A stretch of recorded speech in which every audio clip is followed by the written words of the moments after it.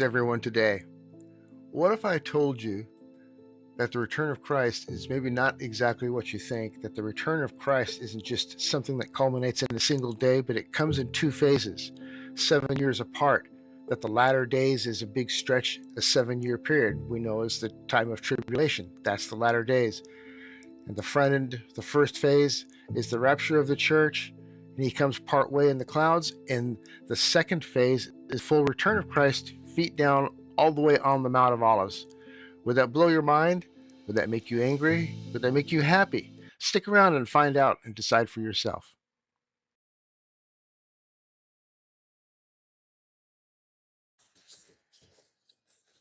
I want to jump on here today in our current climate and just address something that is very timely. Everybody's talking about the rapture these days, and summer is coming just like the fig trees. So I want to pose a question. What if Jesus actually described two completely different phases of his coming on the very same day? So one sudden and secret like a thief in the night, the other visible, public, and timed down to the day after some clear signs. So I'm PaDaddy. You can call me Dave if you like. So we've just finished looking at Revelation 2 and 3. So we've finished 3 chapters of Revelation now. Chapters 2 and 3 are the warnings to the churches. In the series, The End Made Easy. So Revelation 4 requires some review of earlier Bible verses that predated the book of Revelation. So we're going to take a quick look at some of those words of Jesus, like in Matthew 24 and Luke 21, just for some context before we get to roughly AD 95 or so, when John is writing the book of Revelation. So we're going to see 2 distinct teachings and the clear pivots in language and 2 very different phases of his return. The bridegroom coming for his bride and the king returning to earth. Then we can pick up in Revelation chapter 4. So we're not splitting hairs here over, is this a Jewish book versus a church book? We're simply watching what Christ is doing and the language he uses, because that language is what often confuses people. When we keep our eyes on the bridegroom Jesus and the King Jesus, everything falls into place. So you guys ready for that? So let's start with the setting, because the Bible draws this line for us, okay? So quick setup, 2 discourses same day. I guess in the Western way of thinking it's the same day, because Jesus starts off in phase 1 in the temple during the day. As we get into evening and sunset, it's actually, in the Hebrew calendar, it's the next day. So we don't know exactly when Jesus left the temple, but the indicators are he was spent the whole day. He was in there quite a long time in the temple before he left and went out on the Mount of Olives with his disciples. Let me show you what I mean. So Jesus actually gave 2 related but distinct teachings on the same day. The first happened inside the temple courts. It was public, crowds around. Right after the widow dropped her 2 small coins into the offering box. So people were admiring the beautiful buildings, if you recall. And that's Luke 21.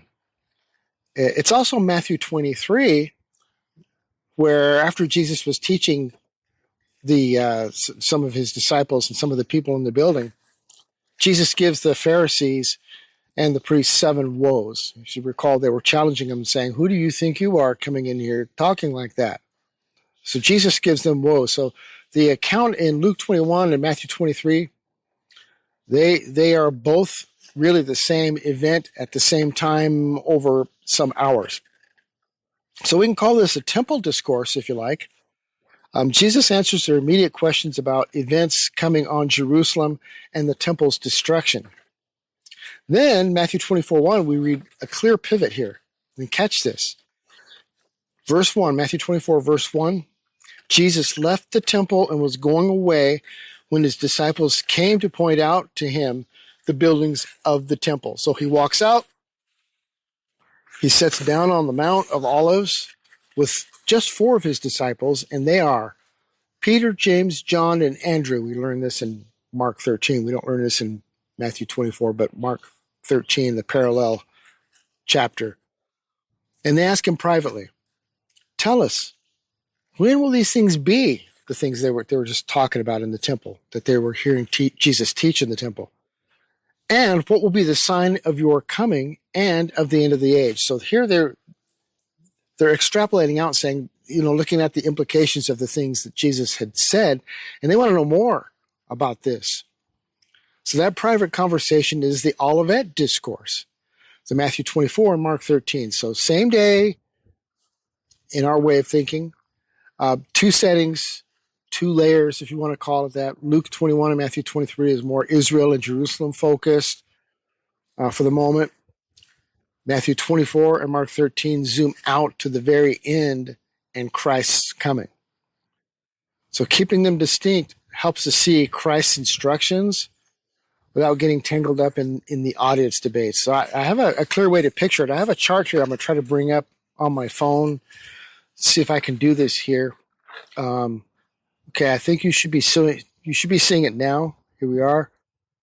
This chart describes two distinct events: temple discourse in Luke 21, also Matthew 23, inside the temple, public, immediate events for Jerusalem. And then in the right-hand column, we have the Olivet Discourse in Matthew 24 and Mark 13. So private for the four disciples, asking about, they're focused on your coming and the end of the age. That's what they wanted to know about. Now, many of us are probably the same way. So what you'll see is in the left-hand side where it happened, as we said, inside the temple was in Luke 21. That's the temple discourse, and the Olivet Discourse happened on the Mount of Olives. The audience inside was more of a Jewish audience, because it was inside the temple, talking about Israel-focused things and temple things in that first century, more immediate things that were going to happen and come upon them. And you remember there's a lot of discussion in there about the AD 70 stuff and the destruction of the temple. Outside is four disciples. They're getting a private briefing, asking about Jesus, about your coming and the end of the age.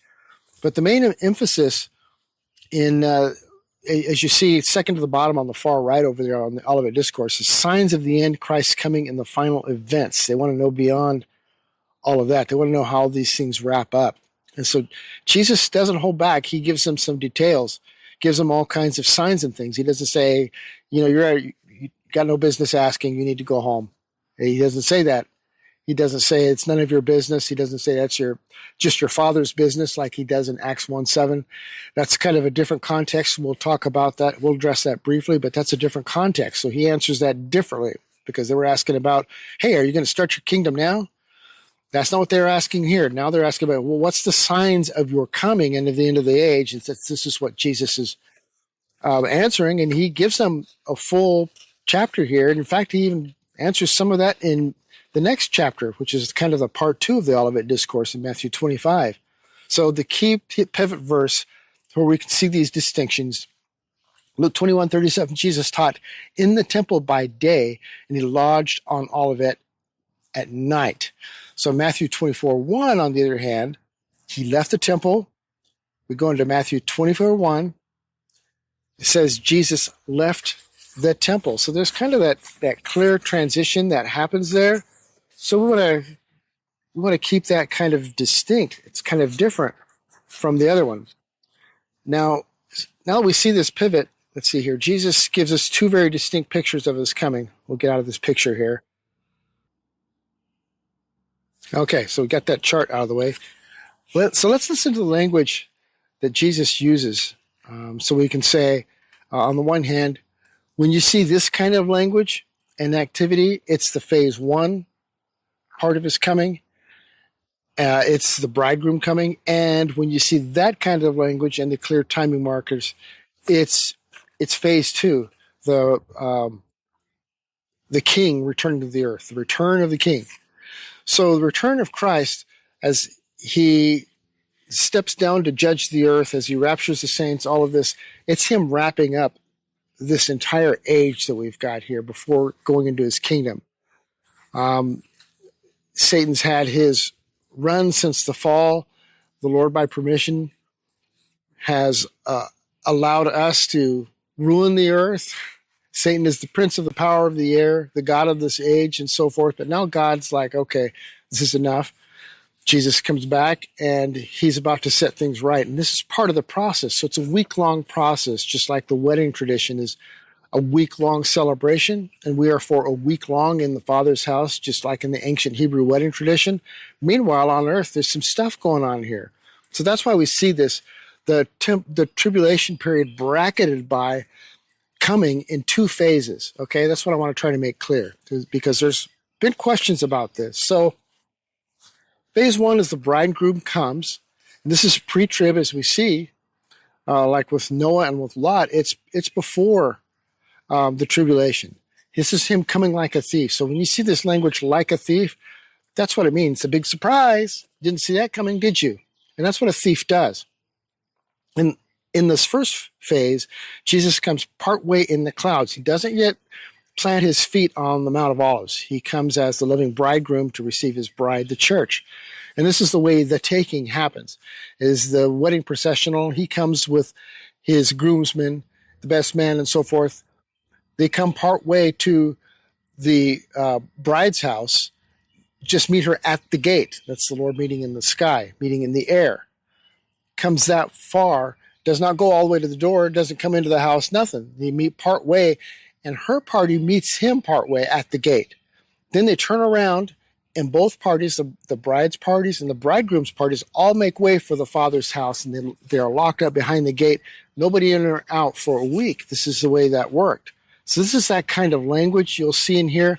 I encourage you to study the ancient Hebrew wedding traditions, because some of the language will really jump out and come clear as you read some of this. And in some previous videos, I gave some sources, historic sources and biblical sources about this dynamic and about the wedding traditions, to show that it's not a new, recent kind of an idea, that this is something that's been around for thousands of years. So Jesus comes partway in the clouds. He doesn't yet plant his feet on the Mount of Olives. He comes as the loving bridegroom to receive his bride, the church, and take her to the Father's house for the wedding celebration for that week. It's sudden, it's personal, it's relational. So no one on earth sets a countdown clock here. Life is going on as usual. Then boom, he snatches his own out of the path of coming wrath. So listen to Jesus' own words on the Olivet Discourse about this. Right after he's described these tribulation signs, in Matthew 24, verses 36 to 44, read along with me if you have your Bible out, and I hope you do.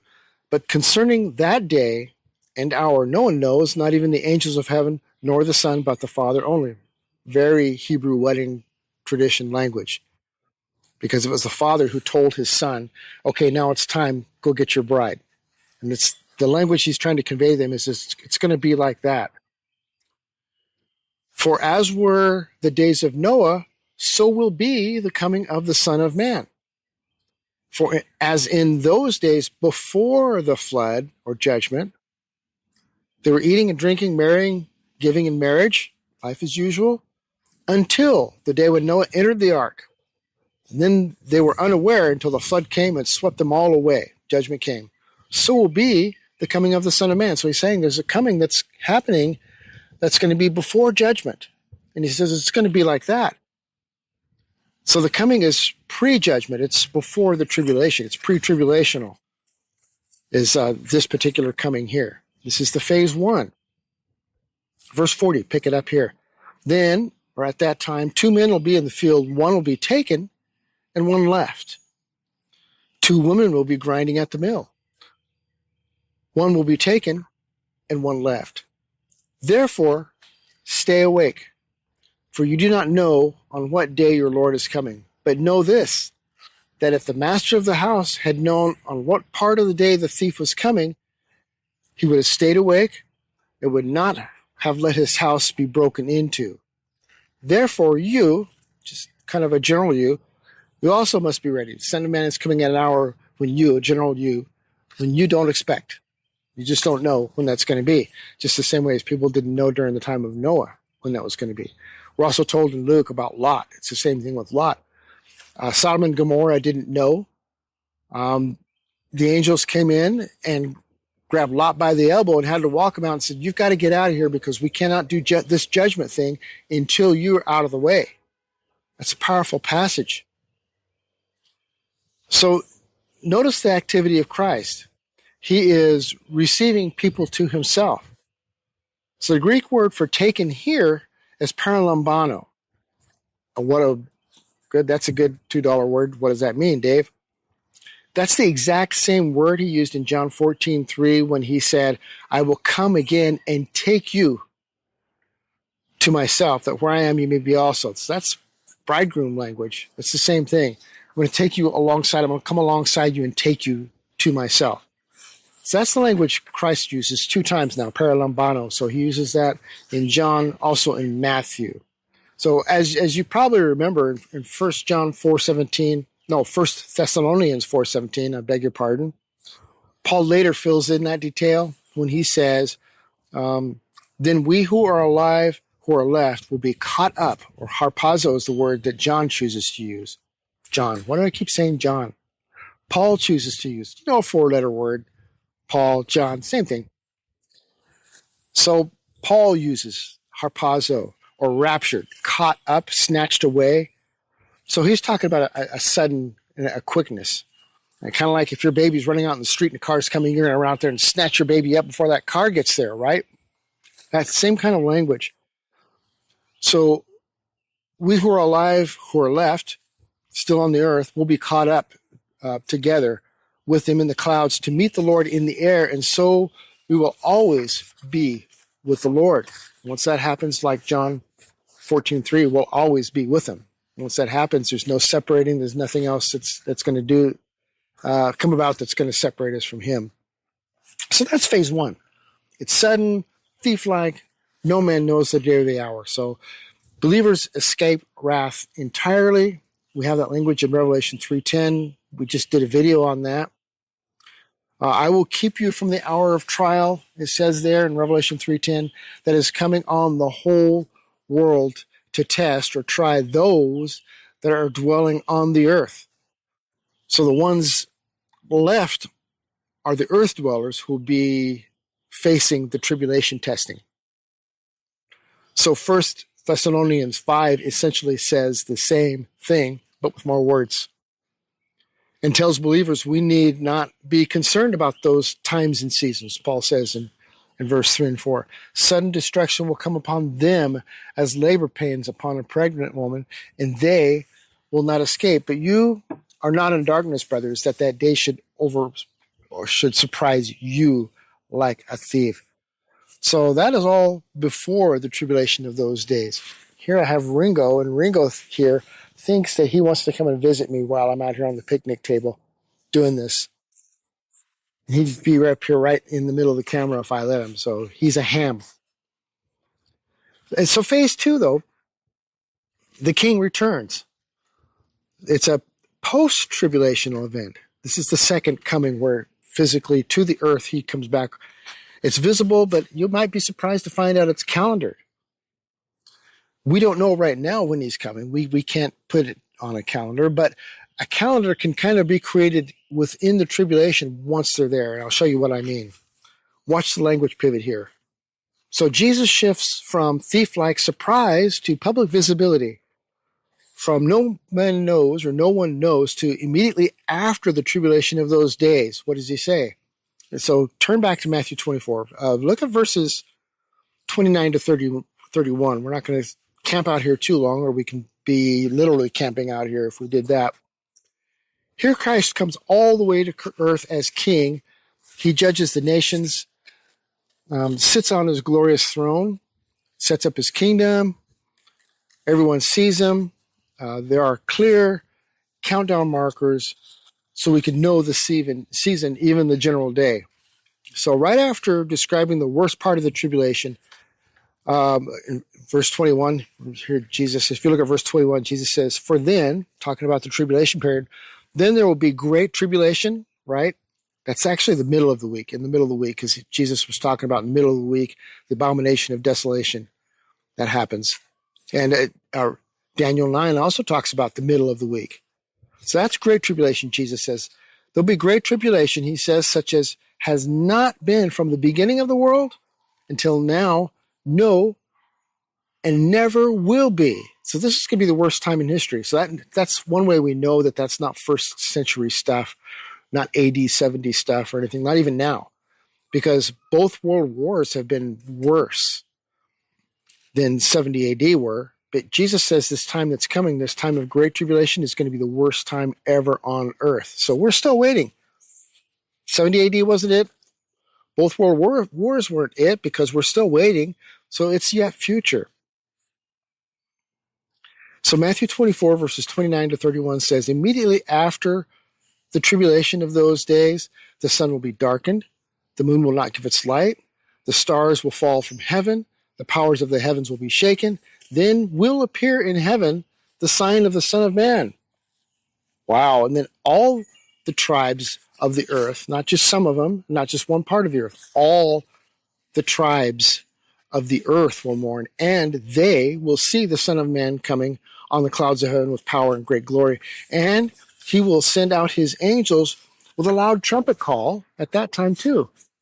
And they will gather his elect from the four winds, from one end of heaven to the other. Now, I don't know if that's the silver trumpet at that point, like we see in the Day of Atonement, that kind of thing, or if it's what also would fit is if it's the shofar, like you have the Feast of Trumpets is with the shofar, the ram's horn blast. Well, if this event is happening 7 years later, and it happens in late September, early October, guess what? It's going to be 7 years later, late September, early October. So same time of year. So I don't know how that's going to play out, because no man knows. We won't know until we get closer to that time and we can see what's going on. But anyway, I digress. So at that point, is there one taken and one left at the second coming when he comes all the way to earth? What happens then? Let me ask the question, can we get more details, please? Yes, we can. If you flip your Matthew 24 page over one chapter to Matthew 25, look at verses 31 to 33. That's as far as we need to go here. You can go on after this and read the rest of it, and you should. But it says the following. Verse 31, when the Son of Man comes in his glory, and all the angels with him, then he will sit on his glorious throne. So this is kingdom language here. This isn't rapture. This is a different event. He's coming this time to sit on his glorious throne. Before him will be gathered all the nations. All the nations are gathered. And he will separate people one from another, as a shepherd separates the sheep from the goats. And he will place the sheep on his right, but the goats on his left. This is fascinating. Pay attention here. You see the difference?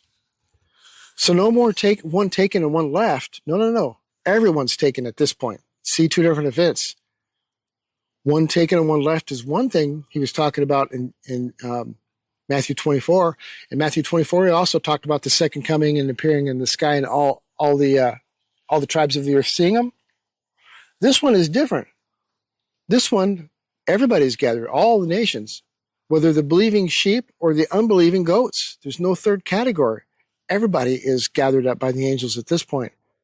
Then Matthew 25:31 tells us exactly what he does next. He sits on his glorious throne and judges the sheep and the goats. Every mortal survivor, it's easy for me to say, whether sheep or goats, is gathered before him. No one is simply left wandering around. So the separation is total and it's public. Now, notice that the sheep in the passage are invited, enter into my kingdom. The goats are what? The goats are tossed out. The unbelieving mortals are tossed out into outer darkness in this passage as you keep reading. So there's no third category. This is all the mortals who are left on the earth by the end of the tribulation period. A lot of them have died.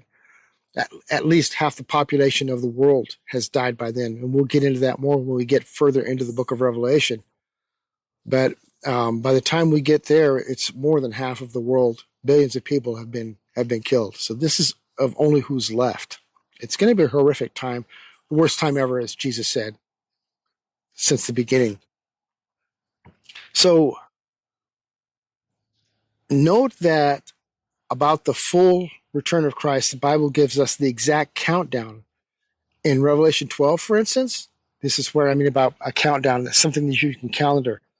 Revelation 12:6, and look at Revelation 14. Revelation 12 says, and the woman Israel in Joseph's, this is Israel in Joseph's Genesis dream. Remember we had the dream about the woman Israel, and his dad and his brothers all got angry at him.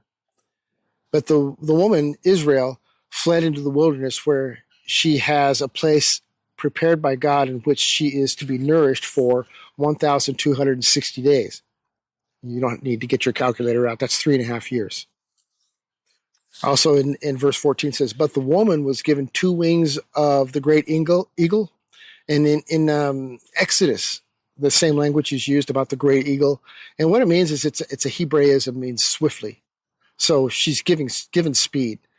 And so the woman Israel, or the remnant of Israel, the believing remnant, not every last person, but just the believing remnant of Israel, they will swiftly be given transport rapidly on land. Apparently, the Lord's going to clear the path for them and get them there safely to fly from the serpent, that's Satan, into the wilderness to the place where she is to be nourished for what?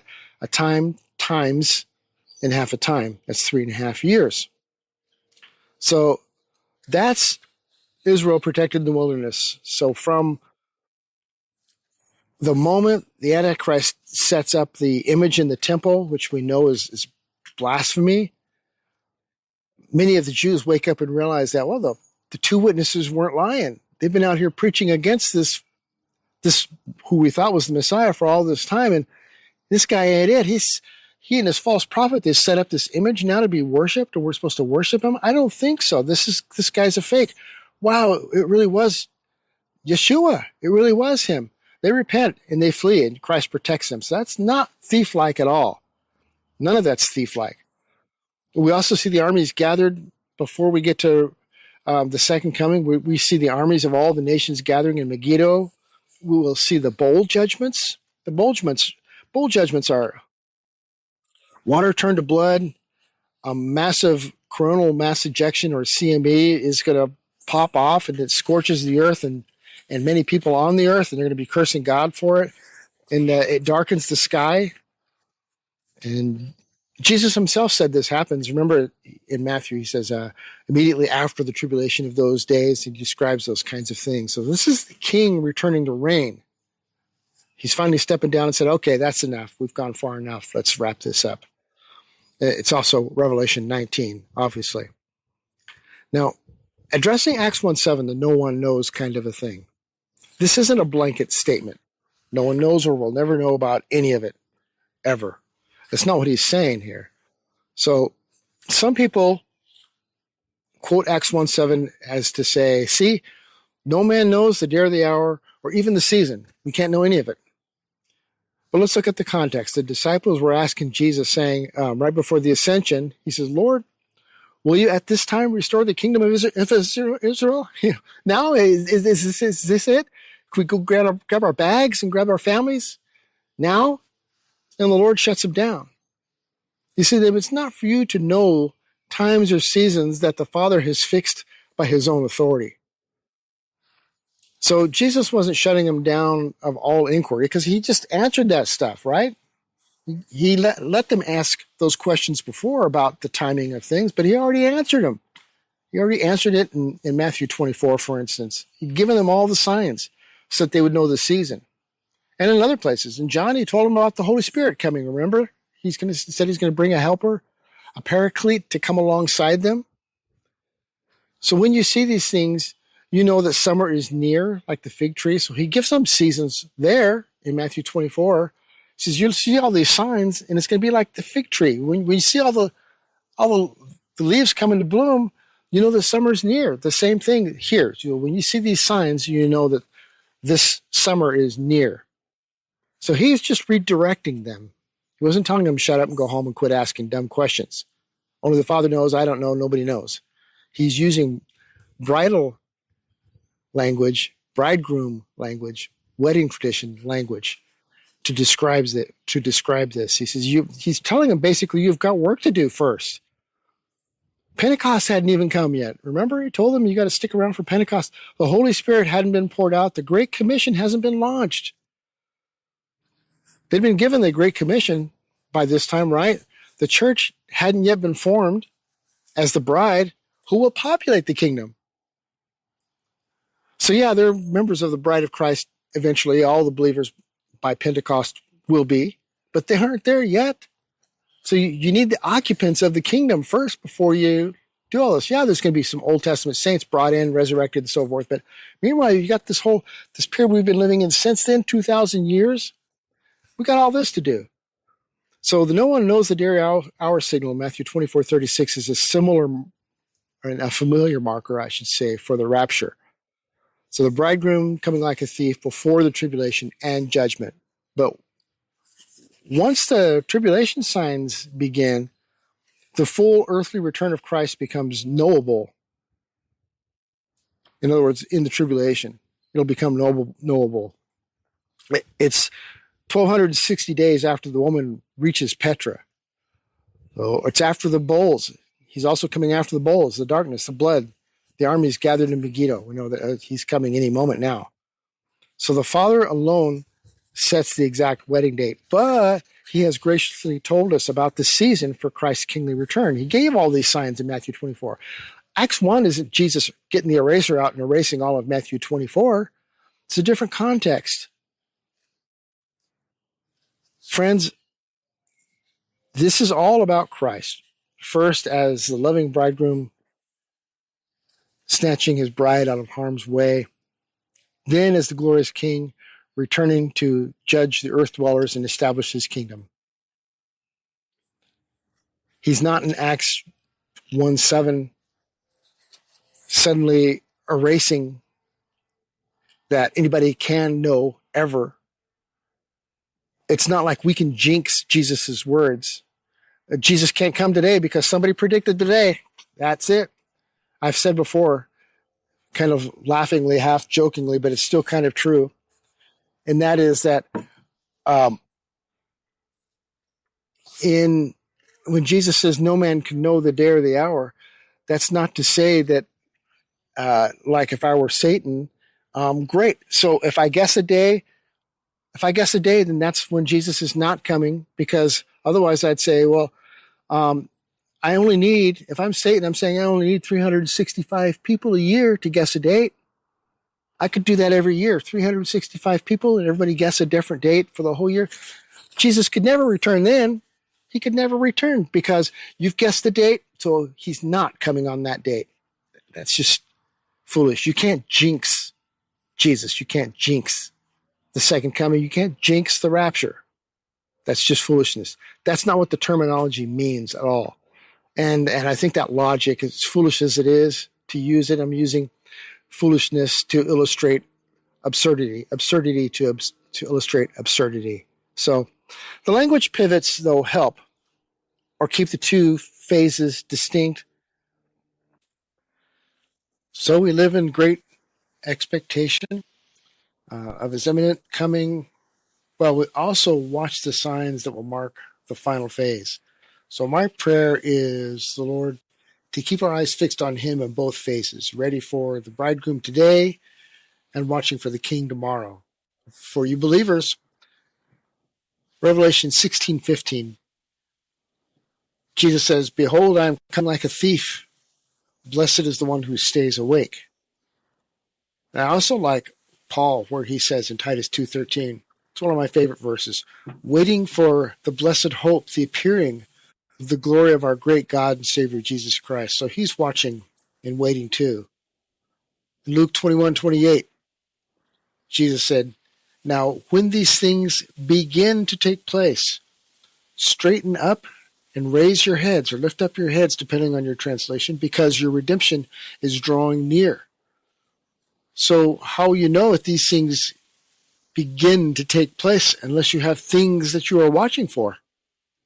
Matthew 24:32-33 says, "From the fig tree learn its lesson. As soon as its branch becomes tender and puts out its leaves, you know that summer is near. So also, when you see all these things, you've got to see these things. There's things for you to see, and you've got to be watching. When you see all these things, you know that he is near at the very gates. Mark 13:28 to 29 is the parallel.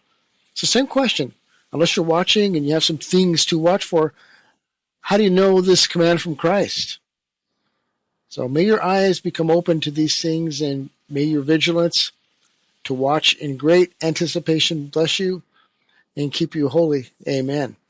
So as I go now, I pray that you will enjoy this video, share it, that you will subscribe and watch for more, that you go in and watch the other The End Made Easy videos, and maybe they'll answer your questions. Do some searches on the site for the Rapture and things like that, and there are more down here. So anyway, until next time, God bless.